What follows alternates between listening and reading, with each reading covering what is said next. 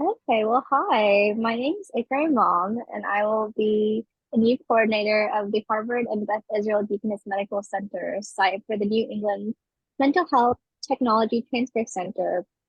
Please feel free to introduce yourself in the chat box. Now, I just want to review a few house housekeeping things before we begin. Participant microphones have been muted at entry, and you will be able to unmute them during the discussion portion. During the presentation, if you have any technical difficulties or questions about the topic, please use the chat box. This webinar is being recorded and will be available for viewing at a later time on the MHTTC website. To reach us after the webinar, you can email newengland@mhttcnetwork.org. Okay, this slide, okay, yes, this slide provides a description of our disclaimers for MHTTC. And the MHTTC network uses affirming, respectful, and recovery-oriented language in all activities. That language is strengths-based and hopeful, inclusive and accepting of diverse cultures, genders, perspectives, and experiences, healing-centered and trauma-responsive, inviting to individuals participating in their own journeys, person first and free of labels, non-judgmental and avoiding assumptions, respectful, clear, and understandable, and consistent with our actions, policies, and products. With that, it is my pleasure to hand it over to Shirley for introductions. Great. Thank you so much, Ikra. I'm really excited for the presentation today. We have a panel of presenters. So first, I'm going to introduce Dr. Michelle Friedman-Yakoobian, who's an assistant professor of psychiatry at Harvard Medical School and the Massachusetts Mental Health Center Division of Beth Israel Deaconess Medical Center. Her career focuses on treatment development for individuals experiencing early psychosis and their families. She's a co-founder of the Center for Early Detection, Assessment, and Response to Risk, or the CEDAR Clinic, where she continues to see families and supervise. Dr. Friedman-Yakoobian has been the principal investigator on several NIMH grants aimed at developing interventions for youth at risk for psychosis and their families. Additionally, she's the associate project director on the SAMHSA-funded community programs for youth at clinical high-risk psychosis grant in Massachusetts, and co-director of the Early Psychosis National Working Group of the Mental Health Technology Transfer Center. And she'll be joined by Dr. Kwame Dance, who is a doctor of clinical psychology and mental health care equity change agent with over 20 years of experience in community-based human service industries. He currently serves in several roles, including Behavioral Health Service Coordinator at Cambridge Community Center, Dean of Health and Wellness at Boston Arts Academy High School, Behavioral Health Clinician at Whittier Street Health Center, and Adjunct Professor at William James College, where he earned his doctorate in clinical psychology with concentrations in African and Caribbean mental health and child and family psychology. In 2019, he founded the Mental Health Access Program, a culturally tailored mental health career pipeline expansion and mental health literacy development paid internship program for BIPOC teens, which currently operates in Boston and Cambridge. He completed his APA accredited internship training at the Center for Multicultural Training and Psychology at Boston Medical Center, BU Medical, in the Department of Psychiatry. And Drs. Dance and Friedman-Yakoobian will be joined by TaKaya McFarland, who is a determined fourth-year college student with ambitions rooted in her upbringing in gorgeous Prince George's County. Her interest in community advancement and engagement has led her to pursue a degree in psychology at Northeastern University and participate in various activities. These include Science Club for Girls, Zeta Phi Beta Sorority Incorporated, Phi Delta Epsilon, and the National Pan-Hellenic Council, serving various roles. Also co-founding a nonprofit tutoring service in her hometown to provide more extracurricular and professional development opportunities to students of color. She has postgraduate interest in attending graduate school and continual advocacy in both education and community access to care through her nonprofit and research, using her IT degree to help develop her own practice.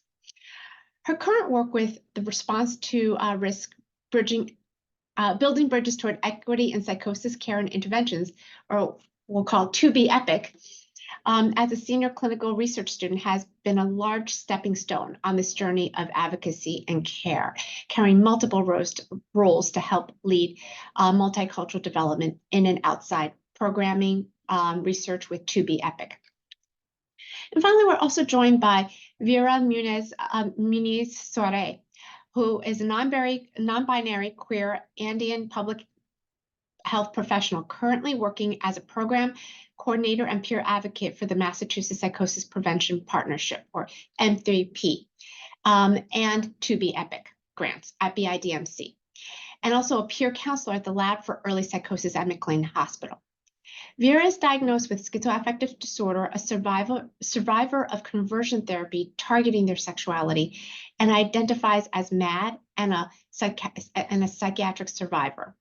Vera graduated with their Bachelor of Arts in Psychology and their Master of Public Health and Community Health Services, Health Sciences from Boston University, and uses their diverse set of skills in clinical, research, and administrative settings in conjunction with peer ethics and methodologies to strengthen their community, abolish systemic barriers that create poor health outcomes, and create community dialogues that center people with lived experience of marginalization.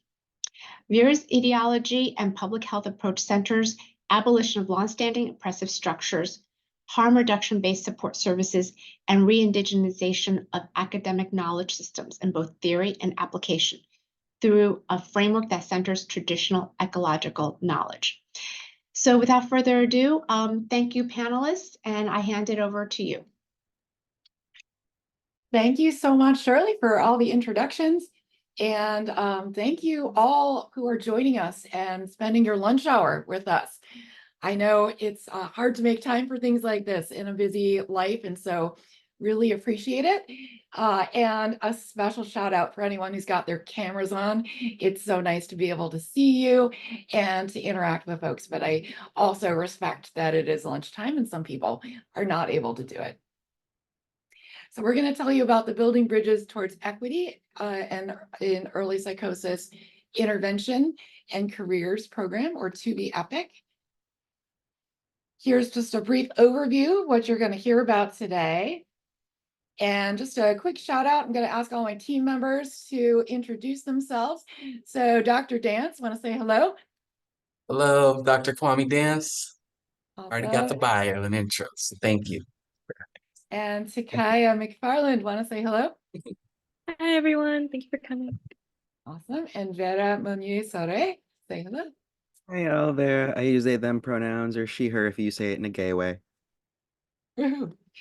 Awesome. So we're going to be telling you about this program. I'm just going to briefly introduce. So 2B EPIC is an initiative within the Beth Israel Deaconess Department of Psychiatry. And our mission is to build a more racially, linguistically, and culturally diverse early psychosis workforce.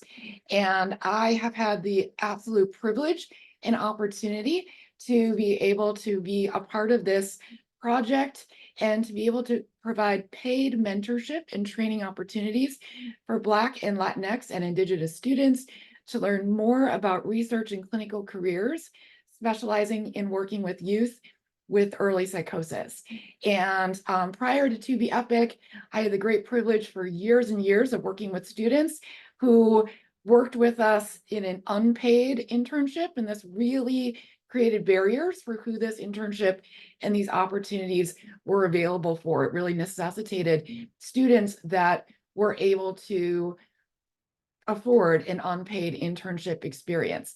That is no longer an issue, and we're really been able to do some wonderful things with our students. We are extremely grateful to the Massachusetts DMH for funding this initiative. And just a little bit about us. So far, we've had 5 college student interns that have worked with us, 3 high school students. We have some students that we've hired to start this summer as well. And of those, 4 have elected to continue past the regular internship and onto that. You're going to meet one of them today, TaKaya McFarland. And we also have 2 students that have connected with new jobs in Massachusetts that have focused on early psychosis as well. So TaKaya is going to be doing a next co-op at the BMC RAP program. And Joey Rodriguez, who I believe is in our group, I might say hello and shout out, has joined us as a research assistant in our department. So super excited about that. That is what our goal is to build the really provide experiences that are going to let people know that you know, that this is a wonderful and meaningful area to focus on for their careers. And now I'm going to turn things over to Dr. Dance to tell us a little bit more about the rationale, goals, and background of 2B EPIC. Thanks again for having me. I decided to go a little further back in my bio to to start out, so that's little me. But it's very important. I wanted to start with just going through some of my cultural identities, because that is a huge reason why we do this work. So I'm Black, cis, male, born in Boston, raised in Cambridge, from Middle SES, Afro-Caribbean background and African-American background. So long story short, and we could go to the next slide. Well, actually, let's hold here. You don't see very many, as I move through the field, you don't see very many folks who look like me and share some of those identities in the field of in mental health professions. As somebody who has been a consumer of mental health treatment and have worked with providers in my own upbringing, I had a very difficult time finding people who looked like me, who I felt that I could relate to on a cultural level. And it proved to be a barrier. And I hear that from a lot of my clients and outpatient spaces and others. So I've found myself having, as a provider, having, you know, just a high demand that I couldn't meet, and I can't meet for folks who are looking for a Black male clinician. And frankly, 2B EPIC and just kind of my workforce development focus derived from just burnout, quite frankly. And so we can move forward to the next. So today we're going to talk about 2B EPIC, but really it was important for me to understand and follow these principles that are outlined in social cognitive career theory as to why I entered the field. And I hope to provide some of those things, and this initiative hopes to provide some of these things to our young people. So I was very fortunate to benefit from amazing mentors in the field. My mother was a manager of a behavioral health research and treatment clinic back in the 80s when I was running around looking like that picture that you saw earlier. And through that, I met some lifelong mentors who are in the field of psychology and who really gave me that early exposure. They gave me a sense of what to expect in the field. They also validated and mentored me, so I built self-efficacy and belief that I could perform academically and do the work in the field, and which ultimately increased my likelihood of selecting a career in psychology and majoring in psychology, etc. So moving on to our objectives for the 2B EPIC program, we're looking to increase and understand, help teenagers, high school students, college students, and graduate providers and emerging professionals, as well as ourselves, to increase understanding of the value of early career pipeline programming, deepen an understanding of these are objectives today too. We're going to be aiming to increase the value of early pipeline programming, deepen understanding of mental health disparities and importance of cultural representation in mental health professions, and increase awareness of steps necessary to build these programs. And again, this will all be grounded in that social cognitive career theory with a multicultural lens. The next slide. So first, it's important to understand where folks' worldviews are coming, where the worldviews folks are coming in from. So to understand the disparities that exist in the field, particularly in the field of early psychosis treatment and assessment. So it's important to understand that even traditional talk therapy in a one-on-one setting is in some ways it does not align with the cultural worldview of folks who are not from a Eurocentric, aren't grounded in Eurocentrism or aren't from the West. So I had an wonderful experience of going to do some work researching and treatment and work with some young people out in Kenya. And we tried to implement a model that was very individualistic, and they could not, it was just so foreign to them that it made it difficult to see progress. But as soon as we began connecting that to their collectivist culture and adapting our work, once we did that, we saw that community thrive. So, that just speaks to that, as well as just the misunderstanding that folks have for the presentation, that this is not that the presentation for the presentations that we were seeing in that community and other communities like that, just resulting those misunderstandings result in us often identifying these people as being more resistant to treatment, being more oftentimes more ill or over pathologizing those individuals. That is, we can move to the next slide, but that's a big reason why we're doing that work and understanding the disparities at play. So we're aiming to address disparities at all levels, but it's important to note that there are no differences in prevalence and biological differences in prevalence in schizophrenia and other psychosis spectrum differences or disorders that between white folks and Black folks. However, Black folks are diagnosed 4 to 5 times more likely to be diagnosed with a disorder like schizophrenia, and we can move to the next slide, which can lead to receiving older classes of medications or the wrong medications, receive higher doses, being treated with antipsychotics regardless of diagnosis. It can lead to premature termination of services or leaving or lack of compliance and being excluded from healthcare decisions. And where folks of color are less likely to receive outpatient care and are often sectioned and go straight to emergency level care, which ultimately causes there are economic implications that come from that, as well as most importantly, significant health disparities that the individuals face and their families face and communities. So what do we do about that? The next slide. So a lot of these, as I named, a lot of these disparities happen at the patient-provider level.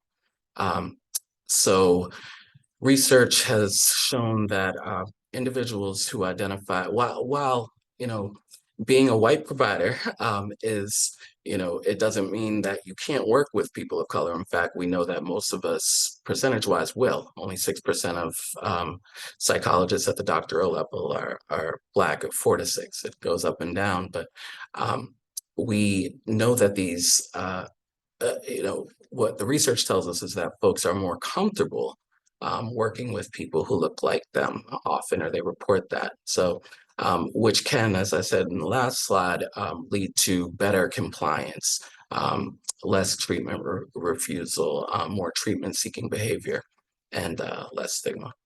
Next slide. So one powerful contributing factor is the limited number of racial and ethnic minority mental health professionals. I've talked about that. So we can go to the next slide.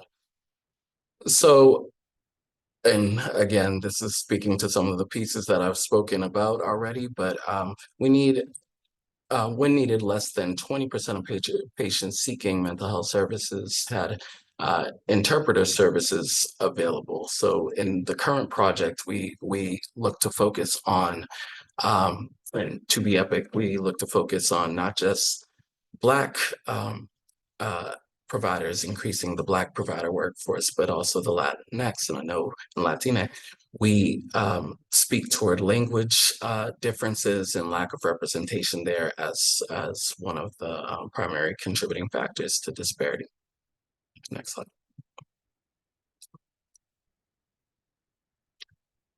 So approximately 90% of mental health professionals are non-Hispanic white providers. So we named that, but in terms of the workforce, and this is treatment and research, only 4% of the psychology workforce identifies as Black. 10% of folks with psychology doctoral degrees that have been awarded, and at the time of this study, which can be found on the APA website and American Psychiatric Association website as well. 3% of psychologists providing clinical services identify as Black, and 6.6% of psychiatry residents are also identify as Black. So this speaks to the disparity that exists in the workforce that we're aiming to address. Next slide. So here we are. So to be epic, building bridges toward equity in psychosis intervention and careers. Back to that social cognitive career theory model, where we aim to increase the workforce, provide resources to and mentorship to high school students, college students, and again, graduate level professionals, peers, and also us. We're learning as well. Michelle and I'm sure we could speak to how much this has impacted us as professionals and our ability to serve, best serve, and be as culturally informed and informed by the populations that we work with. So we provide that mentoring at all levels. We increase mental health literacy, especially psychosis literacy, and we focus on early exposure to clinical research experiences, even assessment processes, and treatment for individuals so that they can build that self-efficacy and those outcome expectations. And there are layers to that, which I'm sure my colleagues will speak to. We could go to the next slide. So some of the key components of developing programs like this are being able to engage with, bring in folks who look like the populations that we're serving, so and that we're trying to impact. So it is very important for Michelle was I interned at Cedar Clinic and at the Rep Clinic, and Michelle brought me into the project, or we co-created this project, and it was very important that that a person of color was a person that identified as Black was in the role of co-director. So when folks are aiming to replicate programs like this, representation matters, visual representation. So we've really tried to expedite our recruitment and hiring and onboarding, and make activities fun, engaging. We're working with teens. It's very important. I work at a high school, so it's when they're getting bombarded with just the facts, we can get some disengagement. So it's important to work in those things, and as well as having wonderful trips, which Vera could speak to, and outreach initiatives that are fun and engaging and don't undermine the experiences that they have. Also helping co-direct and make things as youth-led and as student-led as possible. TaKaya could speak to some of the projects that she's been working on that have been incredible. So we could go to the next slide. And yeah, and I'll be happy to answer questions at the end, but right now I'm going to pass off to Vera. Awesome. Hey y'all. You can go ahead to the next slide. So hi y'all, my name is Vera Muñiz-Suarré. I am a queer non-binary Andean person of mixed indigenous and Spanish ancestry. In most places in Latin America, we'd probably use the word mestizo. And my role is as the clinical research program coordinator for 2B Epic. A lot of my responsibilities usually revolve around like helping the co-op students coordinate their scholarly projects, providing professional advising from like perspectives of somebody within the industry who holds like multiple intersecting marginalized identities, and planning like a lot of the implementation and day-to-day of sort of what we do in the program with our students. Both the high school students and the interns, although a lot of the undergrad co-op students do take a lot more of a primary role with helping with the high school interns. And a lot of my work primarily revolves around the ideology of like breaking happiness circles, which is a term you may have heard in like feminist psychology, liberation-based psychology, and the idea of bringing attention to larger social issues to people in privilege who may have the luxury of ignoring those issues normally. And so a lot of what I do is having a lot of very frank discussions about the state of an industry that is based in white supremacy and racial violence, as we can see through like things like the Hiawatha Insane Asylum for Insane Indians, the Danvers like asylum that's also part of Massachusetts' history, or the Asylum for the Insane, which is part of McLean's own bloody history. And of course, Massachusetts being one of the states that pioneered things like the lobotomy and electroconvulsive therapies for people who are like LGBTQ and people who experience psychosis particularly. And so a lot of what I do is creating these bridges and acting as a liaison between our co-op students and having these frank discussions about the realities of the industry, as well as helping them navigate larger clinical structures, as well as like research structures and their own like career development.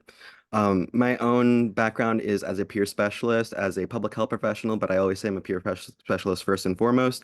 I do identify as MAD, primarily as a sort of resistance to the biomedical model and the diagnostic model as a form of like categorizing and a way of structuring treatment. I personally am more focused on social determinants of health as they affect people's own health outcomes. And it's part of the reason I really am invested in the work in 2B Epic, because part of the reason that we find a lot of these poor health outcomes for people of color in the field is largely as a result of lack of representation, but also a lack of like meaningful representation. So the lack of like ability to like make larger decision or participate in larger decision-making structures. But a lot of that, just enough about me, but like a lot of that has influenced how we've approached the scholarly projects for the students. And so I would like to introduce y'all to the four scholarly projects, or the four students that I've been working with on their scholarly projects the past couple co-op cycles. So we've got Isabella Peña, TaKaya McFarland, Ella Carter-Fenster, and Jordan Wingate. They're all wonderful people, and I would all give them glowing recommendations in the future. And they have all done a lot of really cool, amazing work just focusing on their own areas of interest. Part of 2B Epic is that we are focused specifically on making sure that we're elevating the interests and the passions of the students that we're working with. So we want to be able to make sure that we are working specifically with their own needs and also specifically what their career goals are. We have students that are interested in more clinical route, students that have more interest in more neuroscience or more research-based route, and some that are very focused on more like larger ideological discussions that are happening in the field. And some people that like to incorporate different aspects of those things and like create their own products as a result. And we've come up with quite a few products that I think that have really like shown a lot of the work that these students have put into a lot of their research. So the first person's work who I want to introduce you to is, next slide, please, Isabella. So Isabella, last co-op cycle, did a presentation on education, inclusivity, and psychosis, and understanding barriers, clinician attitudes, and like building bridges. The methodology that she primarily used was using statistical analyses and looking through data repository data, as well as using some survey data from some outreach presentations that we did in order to get an idea of the attitudes of providers in school settings through that we partner with through response to risk. And a lot of what we found was that a lack of understanding of from both peers, providers, and lack of resources, or financial barriers to care, lack of early recognition were all things that were associated with schools being less responsive to the needs of students, as well as things like the general demographics of the schools that we're interacting with as a program. Largely, Beth Israel and the hospital systems in Boston, more broadly, have had a large problem interacting with larger communities of color and have a problem with overserving high-income white communities.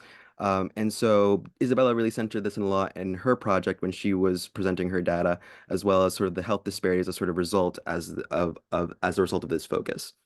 Next slide, please. Jordan did a literature review specifically looking at different approaches to evaluating the effectiveness of culturally responsive care for Black Americans. I think that this scholarly project cycle, we did focus a lot more on theory-based and construct-based approaches to how the students wanted to sort of express their interests.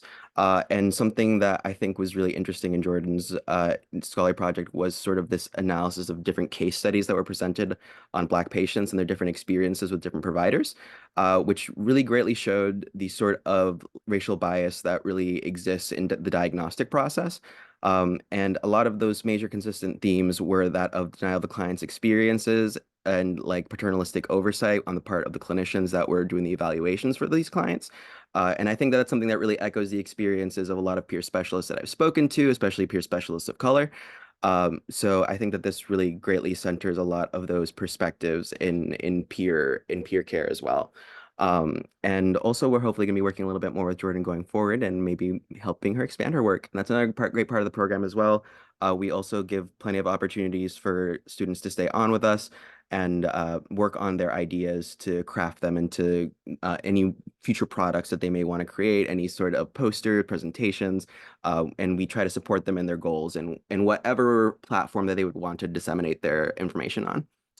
Next slide, please.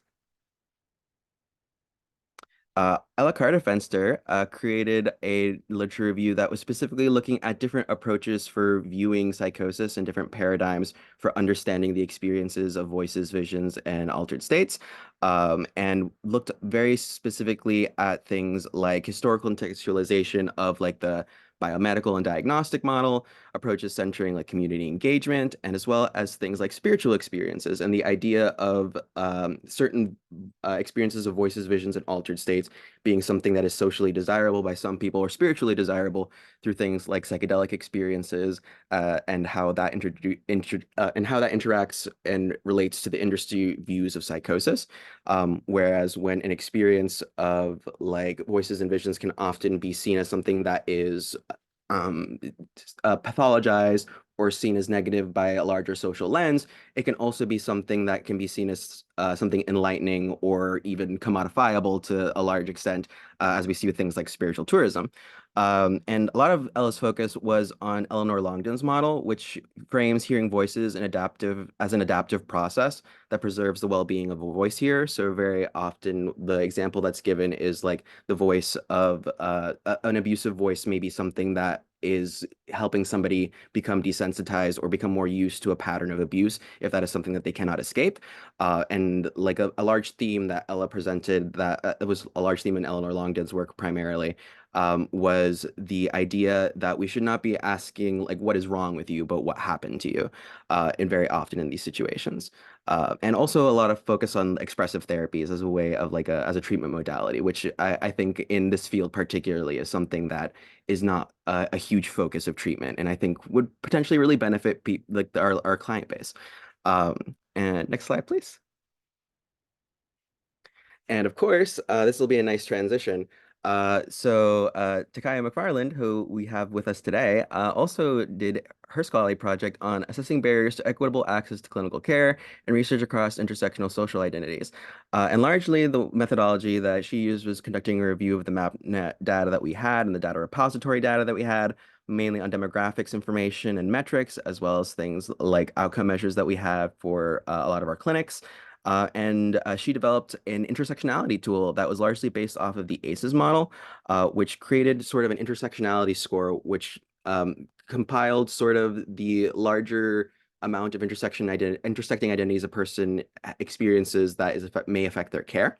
And presented a lot of her work at the Harvard Psychiatry Research Day in My Cell lecture, and has been doing a lot of really cool transformative work, which I really appreciated, and I've enjoyed seeing her grow. Also, just like as one of the more mentoring structures and roles in this program, it's really satisfying to like be able to also mentor a lot of these students as like they're going through their own academic journey. And a lot of what our focus primarily has been on centering liberatory approaches. I think that as we go forward, I feel like when we're starting to do a lot more critical research and a lot more liberatory research, I think it'll be particularly important that we are centering the voices of the most marginalized of our youngest professionals, because often their perspectives are the ones that are left out of the conversation. And I think going forward, a lot of the focus of the program has been specifically on making sure that we are helping students reach their own professional goals and not necessarily that they are to become like researchers in the field. And it's however they want to interact with the field and whatever role they want in the field, we want to make sure that we're giving them those opportunities. And part of that can be through things like the field trips that we've been going to, and also the interviews that they've been having with industry professionals, as well as larger professional seminars, but also things like just larger discussions of social issues within the workplace, as well as within the larger context of our work. And a lot of what our focus is going to be going towards the future is making sure that we can support our students going to any aspect of the industry as well. So whether that be public health, clinical work, we've been helping them do like supportive employment through the Aspire Clinic, that's also a partner clinic through the research program at Beth Israel. And we have a lot of these sort of open discussions on the day-to-day about how these workplace dynamics also affect the scope of our work and what we're able to, the ideas that we're able to platform. So without further ado, I'm going to preface the statement also by saying that I'm expressing the values of myself, not necessarily the institution that I work for, but Free Palestine. And I'm also going to transfer the stage over to TaKaya to talk a little bit more about her time in the program. Hi everyone. Yeah, my name is TaKaya McFarland, and I will be presenting a bit on the student perspective or the everyday of someone who is a part of the 2B Epic program. Next slide. So yeah, again, hi, I'm TaKaya. I'm a senior clinical research student. I started last year in July, so it's almost been a year, which is amazing.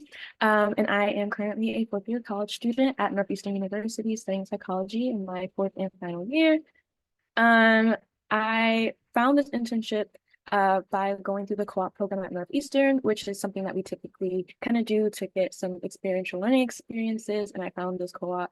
And what really made me interested in the 2B Epic program was that I was really interested in a multifaceted learning experience. For me personally, I'm super into like, I want to be like in the field. I want to be hands-on and I want to learn. I don't want to just sit back and do nothing and then be like, okay, that was an experience. I actually want to gain and learn. Just like aside from my classes, I want this to be a valuable learning experience. And it seemed like that was the case going through the interview process. I was on the fence about MD or PhD programs. I had just kind of recently been more introduced to PhD programs, and I was interested in just learning a little bit more. I was previously on the pre-med track, and though things were going fine, I just felt like I was kind of missing something, or that I felt like I wasn't being allowed to do something that I really wanted. I just wasn't feeling as passionate as I thought I would be. So this co-op definitely gave me that opportunity. And I'm picky. I don't think that, and I think one of the reasons that this program was started is because Black and Brown students shouldn't have to just be okay with whatever. And sometimes you are told, I've had conversations with friends and even my roommates, all my roommates are Black and brown, and we have these conversations of picking co-ops and not knowing if we should just take the easy route and take the job that will accept us, or if we should really push and try. And I hope that like other Black and brown students see the same thing, that you shouldn't have to settle for less just because you are Black and brown. And I'm so glad I never did, and I never will. So yeah, I think that this co-op really offered a lot for me that I wanted to kind of head on. So I went and did it. So yeah, so next slide. So to talk a little bit about my own journey at Response to Risk, it kind of started with, on the left side of your screen, you can kind of see where I kind of started during my co-op cycle, which was July to December. It really focused on, it was a lot of different things. So we kind of focused on data input, administrative tasks. I learned how to, use certain things or certain data tools that, I only thought I would use in statistics. And then I was here and I was like, oh, wow, I actually know a little bit. And even like learning a little bit more, learning how to use R, learning how to use different stats platforms effectively. And then I started a seminar series called the Northeastern Seminar Series, but it's currently in the process of moving to other colleges where we will go into the classrooms or to clubs and talk about psychosis and what it is, and really providing resources to clubs and students who might not know about clinical high risk for psychosis. I knew like in my own courses when I had taken clinical psych or other psychology based like mental health classes that are more focused on care, that we didn't really talk about psychosis or schizophrenia or anything of that sort. We just kind of talked about it for a little and skipped over it. And I think it's because people are a little bit more hesitant to talk about it and their experiences. So I think it's great that we were able to have the opportunity. I was so nervous. I was like, Michelle, can I do this thing? And she was super supportive, 100%. And so we've been able to go into a few classrooms and in a few of Northeastern's clubs to talk about it and really have open conversations about it. And we are hoping to expand to other universities and community centers in the upcoming year, which is super exciting. And then the high school summer internship, when I had started, I was also kind of co-starting with the high school interns, and I previously have some experience, as it was mentioned in my bio.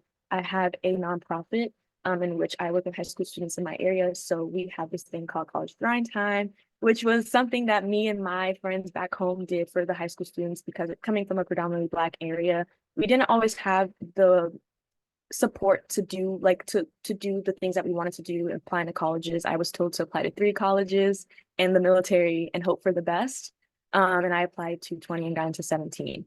And was told that that was not possible for me. And I wanted to make sure that I gave those opportunities to high school students, other high school students at my school and in the area, while also allowing them to have internships and stuff like that. And I wanted to kind of have that same model and apply it for the high school intern. So again, went to Michelle and was like, hey, can I do this thing? And she was 100% ecstatic. And with Vera and the other high school student, Isabella, we were able to implement this program where we got to help the high school students who were looking to go into college, kind of that opportunity to learn about college and how to apply, and even things, just regular things that they would need, such as resume building. Claire is here. Claire also helped with that. And other just important things regarding like writing a cover letter and what that looks like, we were able to do with the internship program. I also, as previously mentioned, got to work with the Aspire Clinic doing work in school coaching, which was an amazing experience. And I also did my scholarly project, as Vera mentioned. And then kind of moving forward into December to now, where I am, we started with mentorship. I get to mentor the previous co-op students, just talk about them. I still have that mentorship with Michelle, Kwame, Vera, Julia, Claire, everyone else on the team. I still work with the NU seminar series, which I'll talk a little bit more, which has combined with the film. The high school summer internship, I have been able to kind of have my hand a little deeper into this and helping with scheduling and programming and making things very intentional when it comes to the programming for our high school students, because if anyone knows or anyone has a high schooler, they need a lot of structure. So trying to figure out how best those programs work for them and making sure that they get what they can out of these programs. And then we have my independent project, which kind of went from my scholarly project to my independent project, which was my intersectionality tool, which I have been really afforded the opportunity to keep working on and hopefully publish in the future, which is super exciting. And that kind of goes into the To Be Epic film. So as you can see in the bottom picture, That is us at the end of the set, and something that, you know, my mom, she really wanted me to go to college for writing and directing because I cannot put a camera down. I love taking pictures. I love video recording. It's just something I've been super passionate about, but it's something I didn't decide to go into. And this opportunity, the 2D epic film, really gave me that opportunity to explore that side of me and help with the filming and recording and putting everything together. And I think that's another way that response to this, and specifically to the epic program, really is a multifaceted experience. I would have never thought that I would have the opportunity to do something that I've always wanted to do in this capacity. And so speaking of the 2D epic film, we have, I don't know the trailer show you. Breaking the Silence is the name of it, and it's directed by John Edekoje. It's to highlight the experiences and stories of people in the community who've experienced psychosis and kind of, again, have that open lens of we're just people, and, you know, just have that like community learning experience. And we're hoping to show it at multiple locations across Boston and Massachusetts, including different schools. And we will be having a overall like showing premiere something soon. So here's the trailer. I'm gonna share it. All right, so I'm about to show this, and just folks watching this, keep in mind this is a rough cut, meaning that it's still a work in progress. Some of the credits and kinds of things like that are still in the process of being developed. So we just wanted to give you a little bit of a sense of what's coming. And please give me a thumbs up if you can hear it okay. My grandfather to this day says I'm not schizoaffective, and often will encourage me to not take my medication. He's the same person who saw me come out of the hospital, what, 10, 15 times? And I know he's old school. I know he's a New Yorican from New York or the Bronx, and he came from a place I didn't understand. When you're a kid, you're a young kid, and you know what it feels like to see things and have to hide it. And that bled over to some of my other family members. Nowadays, they come back and say, yeah, you know, you're working past it, you're good. But it was often, it didn't feel like they wanted to help me. It felt like adding to the fire. And it was one thing when they didn't see me for a while, or they didn't really experience me having an episode. But it's another thing when I tell you I have nightmares every night, and you look at me and the next day you still tell me that, oh yeah, you don't need those meds, you don't need those meds. It's one thing when he tells me I'm 6'6", which I'm not, but it's another thing when all you want is to be less of a problem. And that kind of started where I would hide my illness.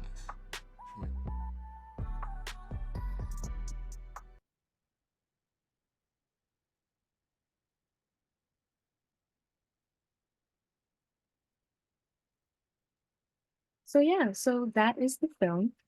And I definitely wanted to wrap up by just mentioning that because of my opportunities at TB Epic, I was able to get an internship with Mills College in Oakland, who has partnered with Northeastern, focusing on Black mental health. And my upcoming co-op is at the Wellness and Recovery After Psychosis Without Walls Center. And I think that because of the valuable skills that I've had during this journey, it's definitely allowed me to not only open doors academically, but professionally and personally. So if you would like to keep up with us, we have our website, and we also have Instagram, where we will be updating. Again, if you're interested in seeing the final product of the film, we'll have dates and locations. So come once or come twice or come 3 times. Thank you so much. Thank you. We have some time for questions, so feel free to either unmute yourself to ask questions or write them in the chat. So I hope from Maria, thanks. I hope you can stream this online. I'd love to be able to share it with my local FEP programs in the Kansas, I'm guessing KC Metro is Kansas City. Most of the other documentaries about folks with lived experience are older and feature mostly older white people. Exactly. Thank you so much, Maria. And we absolutely will have opportunities to stream this locally once it is fully complete and launched. And Aga, I hope I'm saying your name correctly, so they're excited that you're joining us at Rap Without Walls. Yay. Anyone else have questions?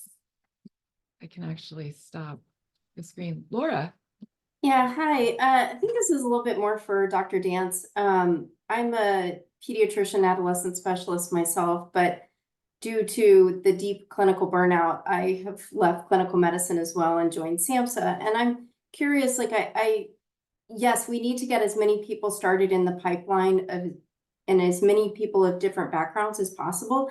But how, on a much bigger system, and I don't know the answer to this, but how do we keep these new people we're engaging from not going through the same burnout that the rest of us have been experiencing? Yeah, so great question. I think a big piece is, I was working with a professor at another professor at William James, Dr. Natalie Corp, but who's doing a lot of research on how to support graduate level students and emerging professionals with direct mentorship. Mentorship is the key. On top of supervision, on top of all of the other supports that are just built into our systems with already having mentors who have been through some of the same things, even, with this work, we're thinking culturally as well. And just having somewhere to vent space has been critical for me, but the research that Dr. Court and others are doing is really suggesting that that is the key component that we've been missing. I would also I would also add that like we need more like comprehensive and meaningful approaches to diversity, equity, and inclusion. For too long, the standard has been like tokenization and creating just like one perspective or one position for like diversity, equity, and inclusion without actually centering the perspectives of marginalized people. And also thinking about not just diversity of like race and a phenotype, but also like diversity of ideology. It's really important that we're actually getting more liberatory, transformative minds into the field, and as well as making sure that the field itself is evolving and changing and becoming more interdisciplinary as it grows and changes. Because we can't rely on the programs to be fully run by neuroscientists, psychiatrists, and psychologists. We need public health professionals. We need administrative professionals. We need public administrators. We need education professionals. It's not just about making sure that we're getting people into the psych field. It's about making sure that all other fields are also being incorporated into this larger system of care. And Vera, I think that's a great point because, as someone who was a clinician, I mean, the answer to so many things was either therapy or pills, right? And so many of my clients that I saw with, irritable bowel syndrome or migraine headaches, like it was really about that deeper understanding of what is inside of you that's causing that pain and how do we address it? Is it from trauma or intergenerational trauma? Is it from just, needing better stress management techniques, adding all the modalities like massage, Reiki, acupuncture, even, some people even use shamanism, but like, how do we, because the big system that I've practiced in my whole career is really focused on a very narrow line of therapeutics. And that's because it's only been informed by like very, very small viewpoints, right? Yeah, I can definitely relate to a lot of that perspective. I think that there is an approach that I think historically the field itself is really focused on biomedical approaches and not really and very individualistic solutions instead of larger systemic level solutions. And I think largely it does have to do with how the field itself deprioritizes its marginalized workforce and how we're chronically underpaid. Very often we're like not given to the same access to opportunities. And I think that is largely symptomatic of like a deprioritization of workers' rights in this field, quite honestly, in general. And anybody who's like not a licensed clinical professional often has like the lowest pay in all of these clinics. I'm so glad you brought up the pay piece, Vera, because that was on my mind. Yeah, when we are in positions to hire, and to create opportunities. I think a big part of, Michelle referenced this earlier, but a big part of what's made this To Be Epic successful in terms of recruitment and retention has been that we've been able to provide some resources to folks that move to our interns, our co-op students, et cetera. It's hard to do this work if you're not able to feed yourself or pay your loans or do all those things. So that contributes to burnout. Myself, like I said, one of the reasons why, of course, I want to be able to make an impact on a multi-systemic level, but there's also financial need that keeps me working as hard as I do. So I want other people to be able to not have those same financial barriers as well. Thank you. Bernalyn, I saw you had your hand raised, and then there's a question from Maria. Yeah, you could, honestly, I kind of had a similar question of what Maria proposed, so I'll let you answer their question, because I also was going to just say thanks, Vera, for bringing up the pay piece, because I think that's I think people are on board, and practitioners especially are becoming more aware of what really leads to better outcomes for patients.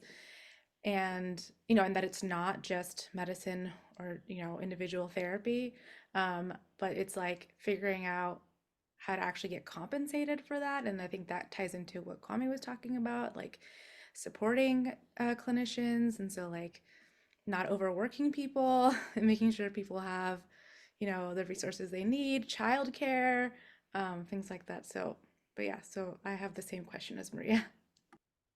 Maria's question is, any thoughts on how to start the conversation with state and insurance authorities on integrating less traditional methodologies?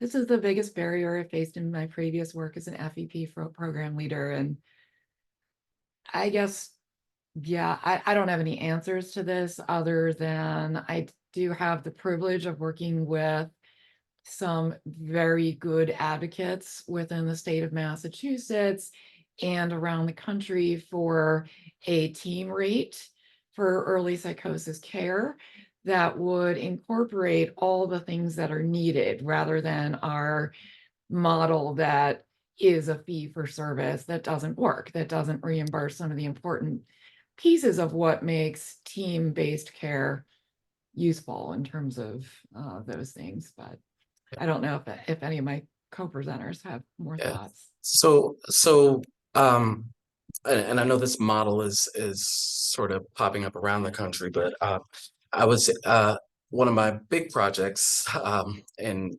Cambridge, who we partner with. We didn't mention that, but To Be Epic partners with the Access program.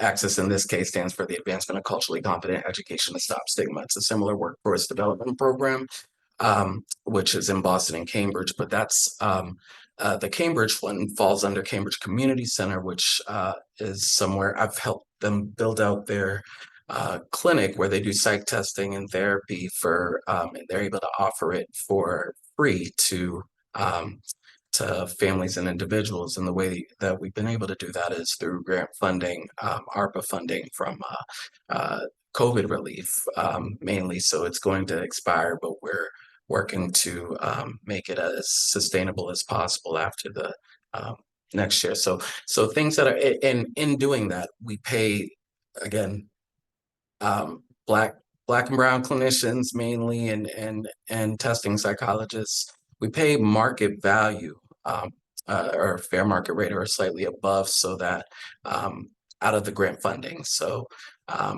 we're actually essentially paying for the service at a rate so they don't have to take the cuts. That's still reaching the population that we want to serve that may have barriers to access. I think something that's also critical that we're also doing is centering consumer perspectives. When we're thinking about particularly people with lived experience and peer specialists, they are some of the most chronically underpaid people on any clinical team, and very often are not being paid an adequately livable wage, especially for living in Boston, and being asked to provide services in Boston. So I think that that's another thing to think about when going forward is working with peer-led organizations who are already doing the work. Because this conversation is not waiting to be started. It's been started like since the 60s. The psychiatric abolitionist movement started with like, the start of deinstitutionalization. The Mad Liberation movement has been ongoing since then as well.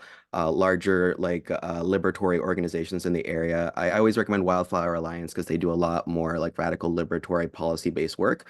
And there's also like organizations at the Kiva Center, which are like our state certified peer specialist certification organization. And working with peer professionals, I think, is extremely important.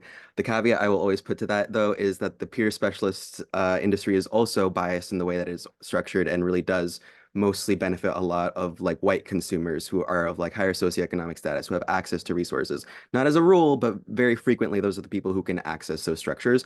So I also would say that it's important to make sure that we're not requiring the state certified peer specialist certification necessarily. It is an important skill set and I think can be something that can be really helpful. But also, like, for example, the Wildflower Alliance does not require that they get state certified as certified peer specialists. And they do a lot of amazing advocacy work, both on the policy level and on the local community level. I just want to say thank you to everyone who's joined us. It is after 1 o'clock, so I know folks are hopping off. And I really appreciate your attention, your wonderful questions, and hope to see more of you. Feel free to reach out to us. And, we're happy to talk more with you about what this group is up to. It's a real privilege to be part of this team. Bye, everyone.